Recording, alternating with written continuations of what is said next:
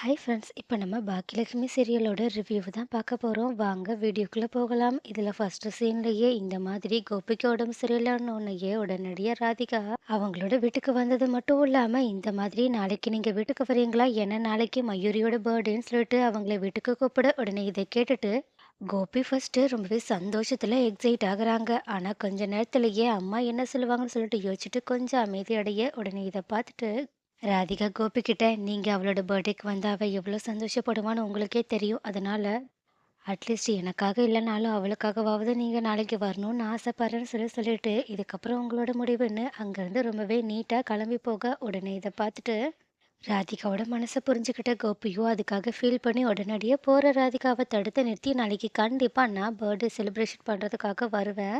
ஆனா இத மயூரி கிட்ட சொல்லிடாத. ஏன்னா இது அவளுக்கு நான் குடுக்குற ஒரு சர்ப்ரைஸா இருக்கும். அது மட்டும் இல்லாம அவளுக்கு நான் ஒரு சூப்பரான கிஃப்ட்டையுமே ரெடி பண்ணி எடுத்துட்டு வரேன்னு" சொல்லிட்டு சொல்ல, உடனே இந்த மாதிரி கோபி தன்னோட பொண்ணு மேல அக்கறையோட பேசினதையும், பாசத்தோட பேசினதையுமே கேட்டுட்டு ராதிகா கண் கலங்கி ரொம்பவே சந்தோஷப்பட்டுட்டு அங்கருந்து கிளம்பி போறாங்க. அப்போ இது எல்லாத்தையுமே பார்த்துட்டு இருக்க இனியாவும், எங்க ஒருவேளை அப்பா நாளைக்கு அந்த வீட்டுக்கு போயிட்டா மறுபடியும் அங்கேயே இருந்துருவாங்களோன்னு சொல்லிட்டு லைட்டா பயப்பட ஆரம்பிக்கிறாங்க. அப்போ இத கவனிச்ச கோபியும் இனியாவோட மனச சமாதானப்படுத்துற மாதிரி, "இனியா பேசாம நாளைக்கு நீயும் என் கூட வரியா? நம்ம 2 பேருமே சேர்ந்து மயுவோட பர்த்டேவ செலிப்ரேட் பண்ணிட்டு வரலான்னு" சொல்லிட்டு கூப்பிட, ஆனா இனியாவோ, "இல்லப்பா, நாளைக்கு எனக்கு டான்ஸ் காம்படிஷன் இருக்குல்லப்பா, மறந்துட்டீங்களா?" அப்படின்னு கேட்க, உடனே இத கேட்டுட்டு, "ஓகே, ஓகே. நாளைக்கு டான்ஸ் காம்படிஷன்ல நீ நல்லபடியா பெர்ஃபார்ம் பண்ணு. நான் கண்டிப்பா உன்ன சியர் அப் பண்றதுக்காக அங்க வருவேன். அது மட்டும் இல்லாம எப்படினாலும் பர்த்டே செலிப்ரேட் பண்றதுக்குலாம் கொஞ்சம் நேரம் தான் ஆகும். அதுவும் ஈவினிங்க்கு மேல தான் பண்ணுவாங்க. ஸோ, மேக்ஸிமம் நான் உன் கூட நாளைக்கு டைம் ஸ்பெண்ட் பண்றேன்னு" சொல்ல, உடனே இத கேட்டுட்டு, "அப்பாடா! மயூரிய விட என் மேல தான் அப்பா நெறையவே அக்கறை வச்சிருக்காங்க"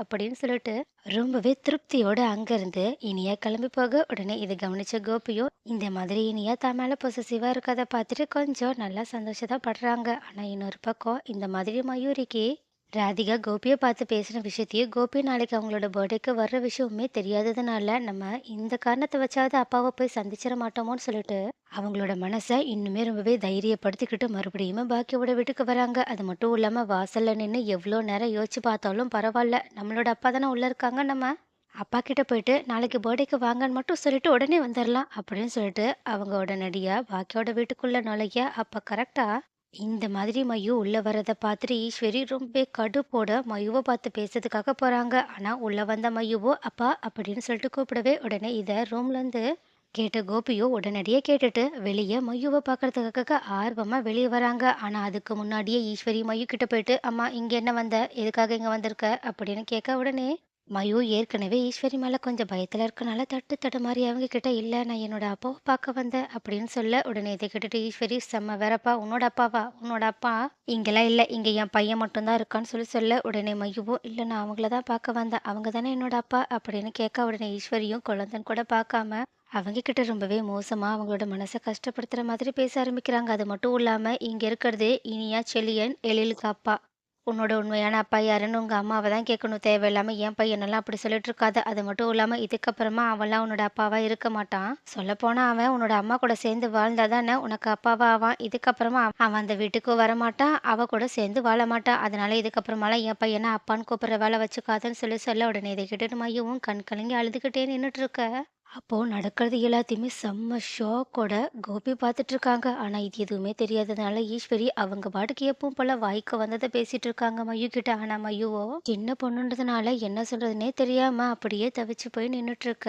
ஆனா ஈஸ்வரியோ அதை கொஞ்சம் கூட புரிஞ்சுக்காம அவங்க கிட்ட, "இப்ப எதுக்காக வந்த அதை மட்டும் சொல்லிட்டு போ" அப்படின்னு சொல்லிட்டு ரொம்பவே வெறப்பா கேட்க, உடனே இதை கேட்டுட்டு மயுவுமே, "இந்த மாதிரி நாளைக்கு என்னோட பர்த்டே, அதனாலதான் என்னோட அப்பா வந்தா நல்லா இருக்கும்னு தோணுச்சுன்னு" சொல்லிட்டு மறுபடியுமே அவங்கள அப்பான்னு சொல்ல, உடனே ஈஸ்வரி மறுபடியுமே செம கோவத்தோட, "எத்தனை முறை தான் சொல்றது அவன்லாம் உன்னோட அப்பா கிடையாதுன்னு. அது மட்டும் இல்லாம உன்னோட பர்த்டேக்கு எதுக்காக அவன் வரணும்? அவன்லாம் எங்கேயும் வரமாட்டான். அவன் இங்கே தான் இருப்பான். சொல்லப்போனா இதுக்கப்புறமா அவன் அந்த வீட்டுக்கு வரவே போறதில்லன்னு" சொல்ல, உடனே இதை கேட்டுட்டு மயு அழுதுகிட்டே, "நான் எங்க அப்பாவை பார்த்துட்டு மட்டும் போயிட்டுமா? இல்ல நான் கோபி சாரை பார்த்துட்டு போயிட்டுமா?" அப்படின்னு கேட்க, உடனே ஈஸ்வரி அப்ப கூட கொஞ்சம் கூட இரக்கமே இல்லாம மயுவை ஹர்ட் பண்ற மாதிரி தான் பேச போறாங்க. ஆனா நடக்கிறது எல்லாத்தையுமே சும்மா வேடிக்கை பார்த்துட்டு இருக்க முடியாதுன்னு சொல்லிட்டு செம்ம கோவத்தோட அங்க வந்த கோபியும் மயுக்கிட்ட, "மயுமா எப்படிம்மா இருக்க?" அப்படின்னு சொல்லிட்டு ஃபர்ஸ்ட் அக்கறையா பேசிட்டு, "நாளைக்கு கண்டிப்பா அப்பா உன்னோட பர்த்டேக்கு வந்துருவேன். நீ போயிட்டு வாமான்னு" சொல்லிட்டு அவங்கள வார்த்தைக்கு வார்த்தை மயுமா மயுமான்னு சொல்லிட்டு கொஞ்சி கொஞ்சி பேசுறது மட்டும் இல்லாம, தன்னை அப்பான்னு சொல்லிட்டு